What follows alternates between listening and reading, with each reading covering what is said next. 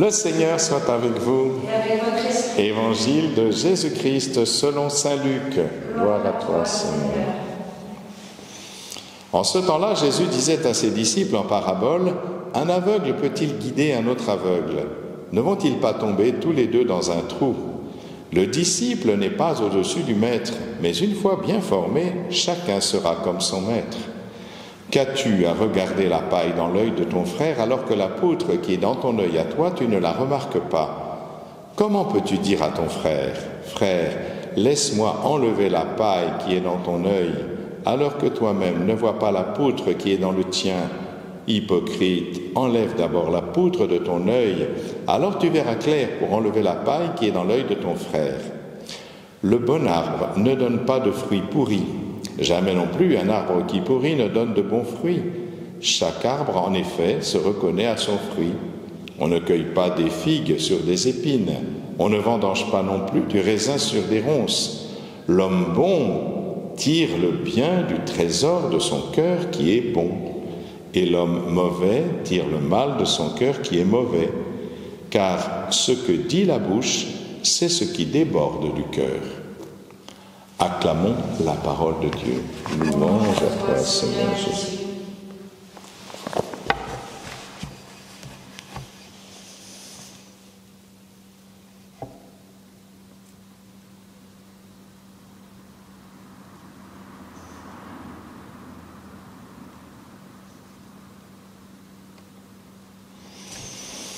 Frères et sœurs, il n'y a pas besoin d'être un grand psychologue pour remarquer une chose évidente. Les péchés des autres nous sont insupportables. Et en général, nous trouvons qu'ils sont vraiment graves. Nous sommes, et spécialement dans les temps qui courent, portés à les dénoncer publiquement parce qu'ils nous scandalisent. Et c'est ainsi que la paille qui est dans l'œil de mon frère, comme le dit Jésus, devient une poutre pour moi. En revanche, je suis à peu près sûr, frères et sœurs, que comme moi, vous trouvez que les péchés que nous commettons nous-mêmes ne sont pas si graves. Oui, mais ce sont des péchés mignons. On se dit volontiers pourquoi faire tant d'histoires pour des peccadilles. Et c'est ainsi que la poutre qui est dans notre œil et que tout le monde peut voir n'est qu'une simple paille pour nous. Étonnant constat. Est-ce de l'hypocrisie? De l'aveuglement?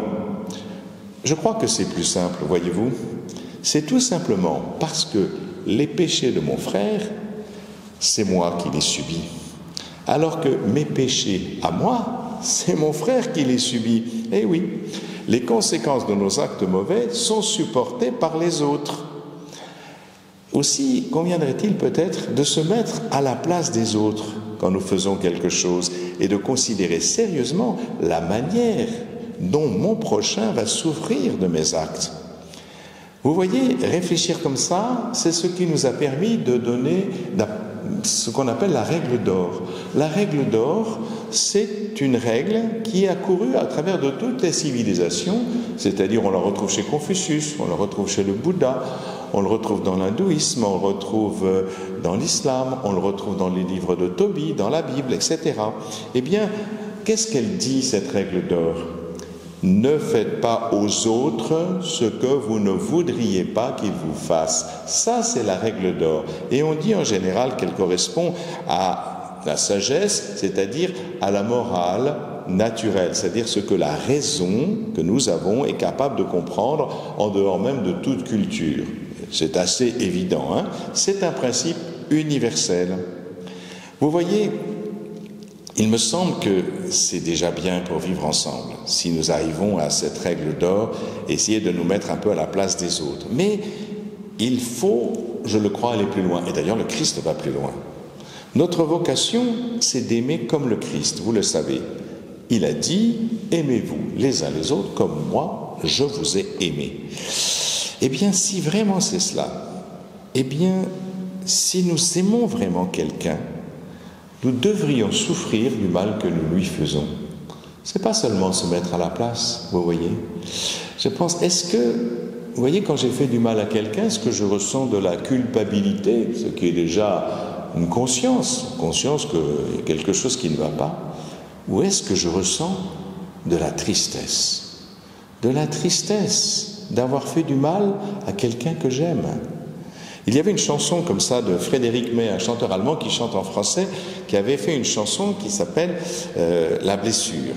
Et il dit ceci: la blessure que je t'ai infligée a laissé des cicatrices dans mon cœur. Ça, il n'y a que quelqu'un qui aime qui est capable de dire cela. Alors nous sommes appelés à aimer. Est-ce que lorsque nous faisons un acte mauvais envers notre frère en pensant que ce n'est pas grave, est-ce que nous sommes non seulement capables de nous mettre à sa place, mais aussi de ressentir de la tristesse parce que nous lui avons fait du mal et parce que nous l'aimons tout simplement? Vous voyez, je pense que c'est cela. Est-ce que je souffre moi-même d'avoir fait souffrir mon frère que j'aime ou que je dois apprendre à aimer? Donc voilà. Et puis aussi, quelque part, quand je contemple la croix du Christ, est-ce que des larmes me viennent aux yeux? Je souffre d'avoir participé par mon péché à la crucifixion du Seigneur qui a versé une goutte de sang pour moi.